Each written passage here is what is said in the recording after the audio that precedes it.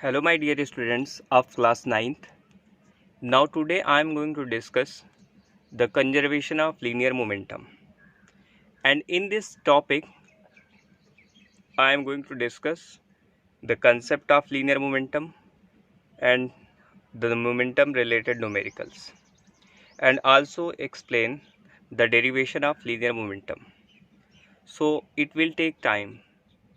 So we have to just watch the video till the end so that we can clear our concept in a very easy manner. So students, if you are new, then please subscribe my channel and also press the bell icon of my channel so that you will get the proper notification through my channel. So students, let's discuss it. As you know that according to our Newton's first law, बेटा Newton first law के according क्या है? I am writing here, if anything is in the condition of rest, then it will always remain in rest. And if anything is in the motion, condition of motion, then it always remains in motion until and unless external force is not applied on it. कहने का sense ये है बेटा कि अगर ये हमारा मान लीजिए कि बुक है, तो ये बुक इस टेबल पर रखा अगर हुआ है, ठीक है, ये टेबल यहाँ पे रख दिया, टेबल पे बुक रख दिया, तो ये टेबल पे बुक जब तक रखा रहेगा जब तक इसको हम कहीं डिस्प्लेस नहीं करेंगे. बात समझ में आ रही है? क्लियर? मतलब है इस पे बेटा जो टोटल फोर्स एक्ट हो रहा है वो जीरो. अब देखो यहाँ पे एक इसका जो वेट होगा बेटा वो mg नीचे की तरफ एक्ट करेगा, और इसका जो नॉर्मल रिएक्शन होगा, इस वेट को फील कराने वाला फोर्स जो नॉर्मल रिएक्शन होता है वो ऊपर की तरफ. तो ये दोनों बैलेंस में है, ना बुक ऊपर जा रही है ना बुक नीचे आ रही है, इसका मतलब ये बैलेंस में है. इसका मतलब नेट बैलेंस फोर्स यहाँ पे जीरो लग रहा है. कितना लग रहा है बेटा? जीरो लग रहा है. ठीक है. अब क्या है in this case linear momentum which is the mass times velocity. भाई लीनियर मोमेंटम क्या है बेटा? मास टाइम्स वेलोसिटी है. क्या है बेटा? मास टाइम्स वेलोसिटी. ठीक है, यहां पे मैं वेलोसिटी अलग से लिख दे रहा हूं. ठीक, मास टाइम्स वेलोसिटी का मतलब क्या बेटा? m into we.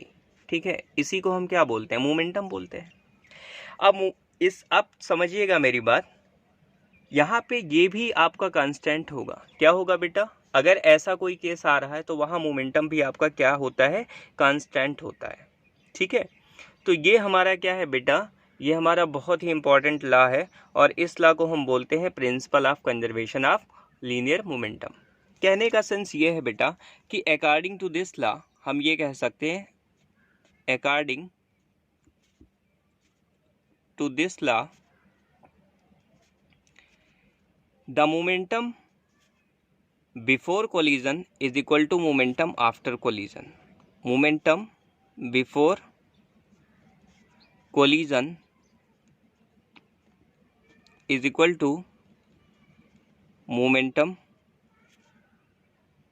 after collision. कोई कंफ्यूजन? ठीक. कहने का सेंस ये है बेटा, मोमेंटम अगर किसी भी बॉडी का जो पहले मोमेंटम था वही मोमेंटम अगर बाद में भी होता है तो इसी को हम क्या बोलते हैं? कंजर्वेशन ऑफ मोमेंटम बोलते हैं. ठीक है, अब इस कंजर्वेशन ऑफ मोमेंटम को समझने से पहले हम कुछ यहाँ पे टर्मिनोलॉजी समझ लेते हैं. ठीक है, जैसे क्या है बेटा, मान लीजिए कि हमारा ये बॉल ए है और ये बॉल यहाँ पे क्या है? बी है. अब ए, ठीक है, बी को अपने पास खींच रहा है इधर, और बी भी क्या कर रहा है? ए को अपने पास खींच रहा है. तो यहाँ पे फोर्स किस पे लग रहा है? देखो फोर्स किस पे लग रहा है? ए पे लग रहा है. Force on A by B बोलेंगे इसे. भाई फोर्स ए पे लग रहा है, कौन लगा रहा है? बी लगा रहा है. इसी तरह यहाँ बी पे कौन फोर्स लगा रहा है बेटा? ए, उसको खींचना चाहता है, तो यहाँ पे फोर्स ऑन बी बाई ए. तो इसका मतलब है क्या बेटा कि ये दोनों फोर्सेज इक्वल एंड अपोजिट होंगे. क्या होंगे? इक्वल एंड अपोजिट फोर्सेज होंगे. तो इन फोर्सेज को हम क्या बोलते हैं बेटा? इंटरनल फोर्स बोलते हैं. क्या बोलते हैं? Internal forces. क्लियर? अब अगर आप बाई चांस इसको पुश कर दें, इसको भी पुश कर दें, तो आप एक्सटर्नल फोर्स, अगर सपोज दैट कि मैंने इसको पुश किया और मैंने इसको यहाँ पे पुश किया, तो जब पुश करोगे तो ये दोनों कोलाइड करेंगे, आपस में कोलिजन होगा, टक्कर होगा, है ना. तो इसको हम, इस फोर्स को हम बोलते हैं एक्सटर्नल फोर्स. क्या बोलते हैं बेटा? एक्सटर्नल फोर्स बोलते हैं। इस बात को भी ध्यान में रखना, एक्सटर्नल फोर्स बोलते हैं। कोई कंफ्यूजन? तो बेटा एक मैं मतलब है डेफिनेशन यहाँ पे लिखने जा रहा हूँ principle of conservation of momentum का, उसको आप समझिएगा कि principle of conservation of momentum actually होता क्या है। थोड़ा सा लिटिल बिट डिफिकल्ट डेफिनेशन है बट आपके लिए बहुत इंपॉर्टेंट है, ठीक है। प्रिंसिपल ऑफ कंजर्वेशन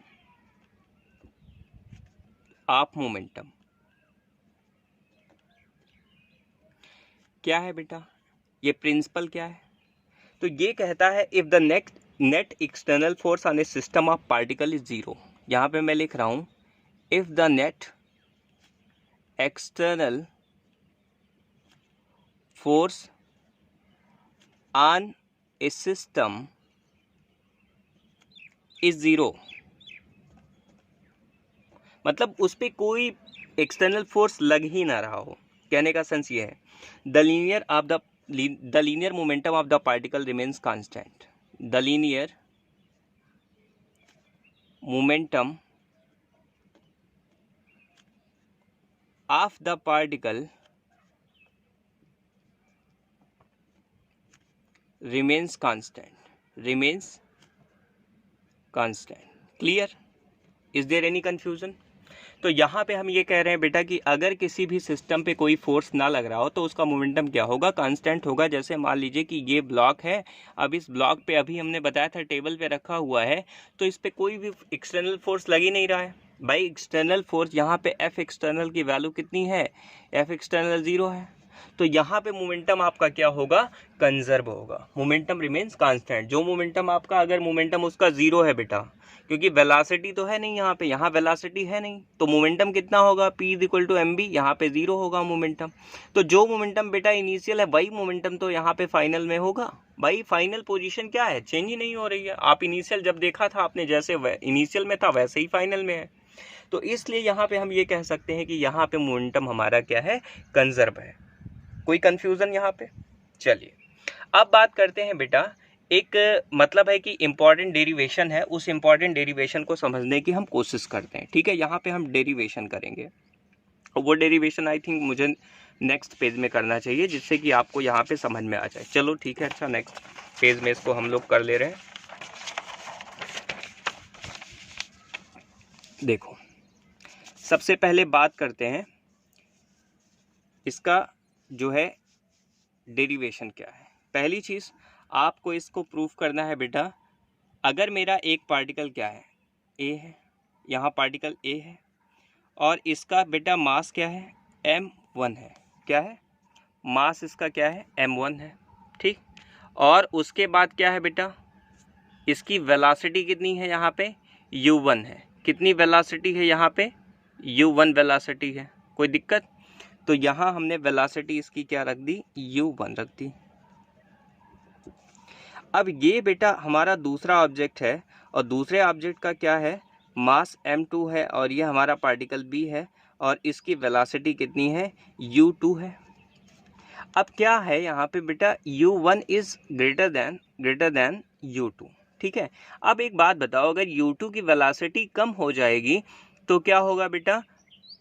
ऑब्वियस है कि u1 उससे टक्कर मार देगा। लेकिन अगर u2 की वेलोसिटी बहुत ज़्यादा है तो u1 कभी उसे टक्कर नहीं मार पाएगा। अगर u1 कम हो जाए u2 से तो ऑब्वियस है कि कभी ये पीछे वाला आगे वाले को टक्कर नहीं मार पाएगा। It means collision will not takes place.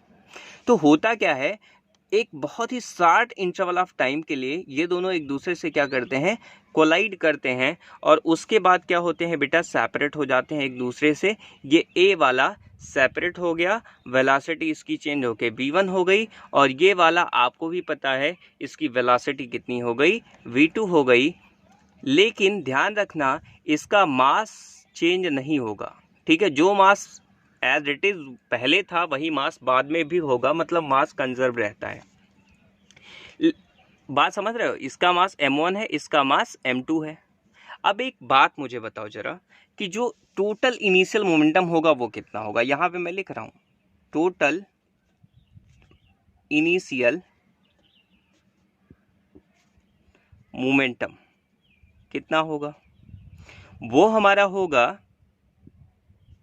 m1 u1, भाई इसका मोमेंटम m1 u1 और इसका मोमेंटम बेटा कितना प्लस m2 u2, बात समझ रहे हो। और टोटल फाइनल मोमेंटम हमें निकालना है, टोटल फाइनल मोमेंटम हमें निकालना है। अब टोटल फाइनल मोमेंटम कैसे निकालोगे, आपको भी पता है बेटा, इसका मोमेंटम कितना है m1 v1, इसका कितना है m2 v2, तो यहाँ पे m1 v1 ठीक है प्लस m2 v2 है। अब हमें बेटा यही दिखाना है कि जो दोनों आपस में है ना बराबर होंगे, मतलब कहने का सेंस ये है m1 u1 plus m2 u2 is equal to m1 v1 plus m2 v2। This is the thing which we have to proof, मतलब है ये हमारा वो पार्ट है जिसको हमें यहाँ पे प्रूफ करना है, ठीक है। बगैर इसके प्रूफ किए हम ठीक है डेरिवेशन को अचीव नहीं कर सकते हैं, ठीक है। तो हमको बताना होगा बेटा कि ये क्यों होता है, m1 u1 plus m2 u2 क्या होता है और इसको हम कैसे अचीव कर सकते हैं, ठीक है। तो हमने क्या किया बेटा, यहाँ पे जो मान रखा है थोड़ा बहुत मैं आपको बता दे रहा हूँ, आप चाहे तो लिख सकते हैं।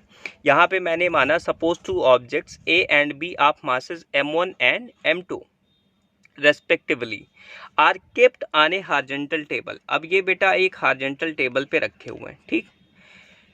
फिर उसके बाद क्या हो रहा है कि which is so smooth that friction can be neglected. बेटा इसमें ये इतना स्मूथ है ना कि यहाँ पे फ्रिक्शन जो है, फ्रिक्शन क्या होता है, एक फोर्स होता है FRICTION, ठीक है। यहाँ पे फ्रिक्शन क्या है, यहाँ पे फ्रिक्शन क्या है बेटा, फ्रिक्शन को हम इग्नोर मान रहे हैं, तो फ्रिक्शन को इग्नोर कर दिया। उसके बाद क्या है बेटा, अब देखिए क्या है कि suppose A is made to move with initial velocity u1 and B is moved with initial velocity u2 such that u1 is greater than u2। अब बात करते हैं, the linear momentum of A is m1 u1 and linear momentum of 2 is m2 u2। Clear, कोई confusion इसमें आपको नहीं होना चाहिए। इसलिए हम कह सकते हैं the total initial momentum of the system first is m1 u1 plus m2 u2, मतलब है जब कोलिजन नहीं हो रहा है तो क्या हो रहा है, मोमेंटम इतना हो रहा है। अब क्या होगा बेटा, as u1 is greater than u2, यहाँ पे क्या लिखा भाई, u1 as u1 is very greater than u2, so that's why the object A will collides the object V at some time. भाई किसी ना किसी टाइम पे ये क्या करेगा, दोनों कोलाइड हो जाएंगे और कोलाइड होने के बाद सिचुएशन टेबल पे कुछ इस तरह से इसकी बनेगी, ठीक है।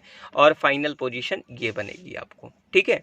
अब मैं थोड़ा सा लैंग्वेज बोल रहा हूँ, देखिएगा क्या हो रहा है बेटा, the two objects will remain same in contact, the two ठीक है objects will remains in contact with A short time t0। यहाँ पे बेटा जो टाइम है वो t0 है, तो t0 समय के लिए ये एक दूसरे से क्या करते हैं, कांटेक्ट में रहते हैं। And then they will separate with velocities v1 and v2, और वो वेलोसिटी v1 और v2 से सेपरेट हो जाते हैं।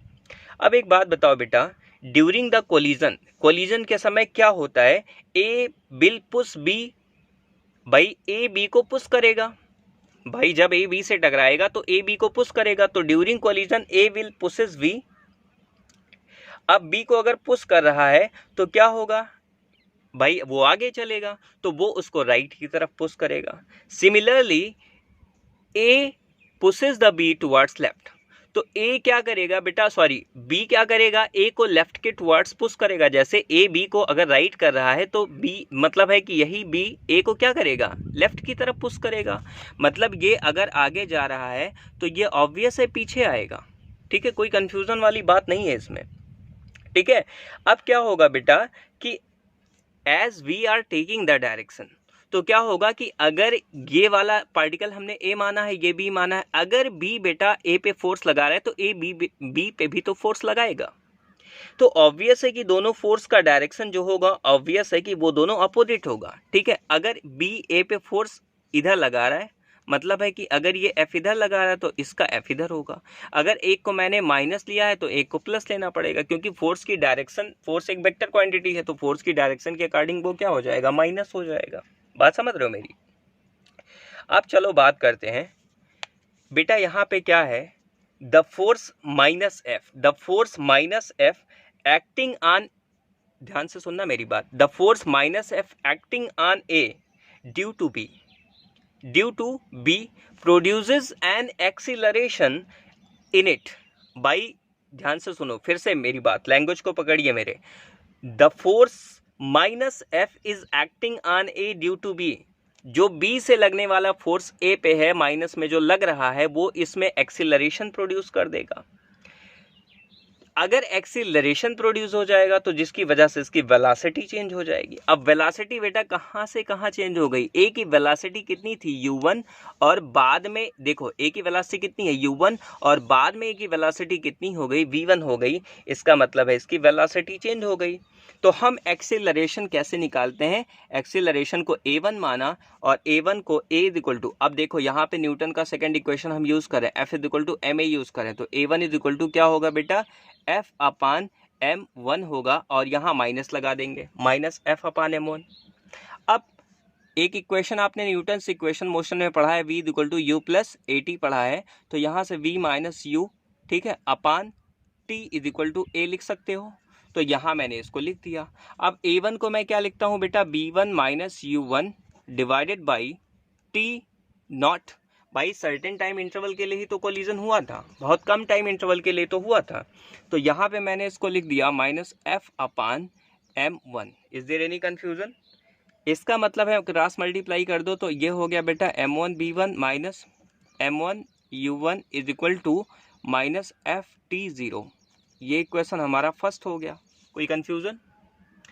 चलो ये इक्वेशन कैसे बनाया बेटा, हमने क्या कहा कि जब हमारा ये बी ऑब्जेक्ट ए पे फोर्स लगाएगा माइनस एफ, तो इसमें एक्सीलरेशन प्रोड्यूस हो जाएगा, कितना हो जाएगा बेटा, तो एफ बराबर एम ए से। अब चूंकि इसका मास क्या है m1 है, तो यहाँ पे a1 is equal to minus F upon m1 कर दिया।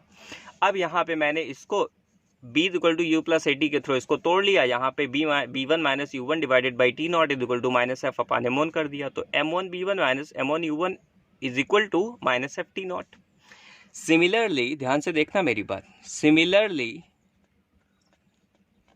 एक बात बताओ, अगर बेटा यहाँ पे क्या है, मैंने कहा कि बी ए पे फोर्स लगा रहा है, तो ए बी पे भी तो फोर्स एफ लगा रहा है, जिसकी वजह से इसमें भी तो एक्सीलरेशन प्रोड्यूस होगा, और वो एक्सीलरेशन कितना होगा बेटा, आपको भी मालूम है कि वो एक्सीलरेशन होगा F upon m2, a2 is equal to F upon m2।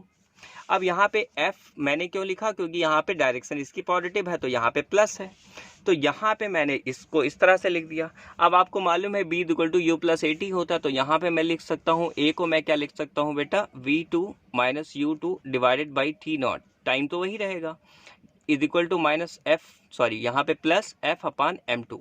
Clear, कोई कंफ्यूजन।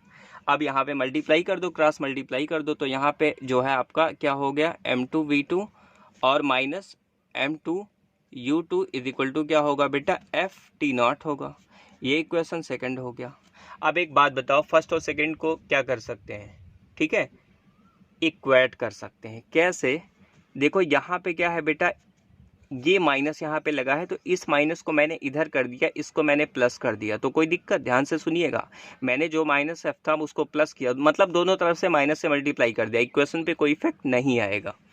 अब हम इन दोनों को कंपेयर कर सकते हैं, देखो RHS इक्वल है तो LHS क्या होगा बेटा, इक्वल होगा, तो from equation first and second, from first and second क्या होगा, फर्स्ट एंड सेकंड से भाई सीधी सी बात है कि m2 v2 minus m2 u2 is equal to क्या होगा, minus m1 b1 minus m1 u1, bracket में ये लग गया। अब ओपन कर दो, तो ये हो गया बेटा m2 v2 minus m2 u2 is equal to क्या हो गया बेटा, माइनस m1 v1 और प्लस m1 u1। अब हम क्या कर सकते हैं, m2 u2 को इधर ट्रांसफ़र कर सकते हैं, इसको इधर कर सकते हैं, तो ये हो गया बेटा m1 b1 plus m2 v2 is equal to m1 u1 plus m2 u2। और मुझे 100% बिलीव है कि ये डेरिवेशन आपको एग्जैक्टली समझ में आया होगा, इसमें किसी भी टाइप का आपको कोई भी कंफ्यूजन नहीं हुआ होगा। 100% मैं श्योरिटी के साथ कह सकता हूँ कि आपको कंफ्यूजन बिल्कुल भी नहीं होगा। अगर आपने एक एक चीज़ जो मैंने बताई है, अगर एक एक चीज़ आपने डिस्कस किया है जो मैंने, वो आपने समझ रखा होगा, तो डेफिनेटली आपको इस टॉपिक में कोई भी दिक्कत नहीं आने वाला है। देखो, हर एक चीज़ को बेटा एक्सप्लोर करना चाहिए, है ना। बगैर एक्सप्लोर किए हम चीज़ों को नहीं समझ सकते। तो हम एक एक चीज़ यहाँ पे आपको बारीकी से इसलिए बता रहे हैं ताकि आप चीज़ों को समझ जाएं और चीज़ों को मतलब है टॉपिक पे अपने कंसंट्रेशन, ठीक है, वो बिल्डअप कर सके। चलो अब नेक्स्ट यहाँ पे ये देखते हैं बेटा, एक इसी से रिलेटेड न्यूमेरिकल। भाई कंजर्वेशन ऑफ मोमेंटम प्रूफ हो गया ना। टोटल इनिशियल मोमेंटम, यहाँ पे इनिशियल ये है, फाइनल ये है, मतलब इनिशियल फाइनल के बराबर है। इसका मतलब है हमारा मोमेंटम क्या है, कंजर्व है। ठीक है, अब हम नेक्स्ट बात करते हैं बेटा एक बहुत ही इंपॉर्टेंट न्यूमेरिकल्स की, जो कि आपका कंजर्वेशन ऑफ मोमेंटम से रिलेटेड है। ठीक है, तो यहाँ पे हम लिख दे रहे हैं एक न्यूमेरिकल, ताकि आपको यहाँ पे ये सारा कंफ्यूजन जो भी है वो जो है बिल्कुल ख़त्म हो जाए। एक बात बताओ बेटा, सबसे पहले हम एक टर्म डिफाइन कर लेते हैं, recoil of gun. Recoil of gun, देखो गन का पीछे हटना, रिकॉइल मतलब होता है यहाँ पे बेटा, मतलब है कि पीछे की तरफ जाना। मान लीजिए कि ये आपका एक गन है, ठीक है, ये आपका क्या है, गन। यहाँ पे आपने फायर किया, एक बुलेट यहाँ पे बुलेट लगी हुई है। अब ये बुलेट क्या होगी बेटा, आगे की तरफ ऐसे बुलेट निकलेगी और बुलेट यहाँ पे अपनी वेलोसिटी गेन करते हुए आगे बढ़ जाएगी। अब मानते हैं जब इसका मास मैंने मान लिया कैपिटल एम है, क्या है बेटा, कैपिटल एम है, और इसका मास स्मॉल एम है। इस समय इनिशियल जो वेलोसिटी है गन की बेटा, इनिशियल वेलोसिटी इसकी u1 है और इसकी इनिशियल वेलोसिटी कितनी है, u2 है। बात समझना मेरी। और इस गन की देखो, जब गन को मतलब है फायर करेंगे तो क्या होगा कि ये गन पीछे की तरफ हटेगी। क्या होगा, action and reaction, Newton's third law यहाँ पे ओबे होगा। तो जब आप एक्शन करते हो ना तो रिएक्शन होता है। तो यहाँ पे क्या होगा, एक्शन किया तो एक्शन करने से इसकी वेलोसिटी हो गई v, भाई यहाँ पे जो v2 है हमारे पास वो हो गया v स्मॉल b। ठीक, तो यहाँ बेटा गन एक वेलोसिटी से पीछे हटेगी, जिस वेलोसिटी को हम recoil velocity of the gun बोलते हैं, और वो वेलोसिटी हमारी होगी v, कैपिटल V, जिसको हमने v1 लिखा, v1 को हमने कैपिटल V लिखा और माइनस में लगाया, क्योंकि वेलोसिटी एक वेक्टर क्वांटिटी है, तो ये गन पीछे जाएगा तो वेलोसिटी भी हमारी माइनस में हो जाएगी यहाँ पे। ठीक है, कोई कंफ्यूजन यहाँ पे नहीं होना चाहिए। अब बात करते हैं बेटा कि इस माइनस v को हमने क्या कहा है, recoil velocity of the gun, recoil velocity of the gun. ये हमको बेटा निकालनी है कि कितनी रिक्वायल वेलोसिटी होगी। ये न्यूमेरिकल है, ध्यान रखना, ये क्या है, एक न्यूमेरिकल है। Recoil velocity of the gun आपको फाइंड करना है कंजर्वेशन ऑफ मोमेंटम के थ्रू। ठीक है, तो एक बात बताओ बेटा, total initial momentum of the gun, momentum of the gun कितना होगा, total initial momentum of the gun कितना होगा बेटा, तो ये होगा हमारा m1 u1 plus m2 u2। अब टोटल इनिशियल मोमेंटम बेटा देखो, ध्यान से देखो, इस जो गन का मास है वो कैपिटल M है, उसकी इनिशियल वेलोसिटी 0 है बेटा, क्योंकि ये गन तो शुरुआत में कहीं मूव करेगी नहीं, और इस जो कि ये बुलेट भी इस गन से अटैच है तो ये बुलेट भी कहीं नहीं मूव करेगा, तो इसकी भी जो है वेलोसिटी कितनी होगी, 0 होगी। सो दैट्स वाई अल्टीमेटली हमको क्या मिलेगा, 0 मिलेगा। मतलब है बेटा कि टोटल इनिशियल मोमेंटम ही हमारा कितना होगा, यहाँ पे 0 होगा, है ना।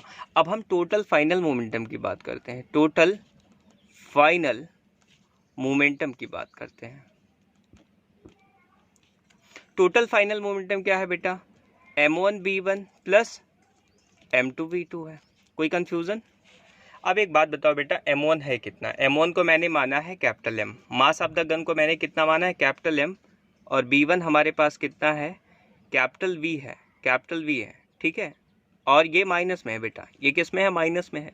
ठीक, अब यहाँ पे हमने m2 को कितना माना है, स्मॉल m माना है। ये देखो बुलेट का मास कितना माना है, स्मॉल m माना है, तो यहाँ पे मैंने बुलेट का मास क्या किया, प्लस स्मॉल m लिया, और बुलेट की वेलोसिटी स्मॉल v है, स्मॉल v यहाँ पे मान रखा है, तो यहाँ पे मैंने स्मॉल v रख दिया। ठीक है, अब एक बात बताओ, तो क्या कहता है इक्वेशन, भाई total initial momentum total final momentum दोनों बराबर होते हैं, तो यहाँ पे मैंने लिख दिया from conservation of momentum, from conservation of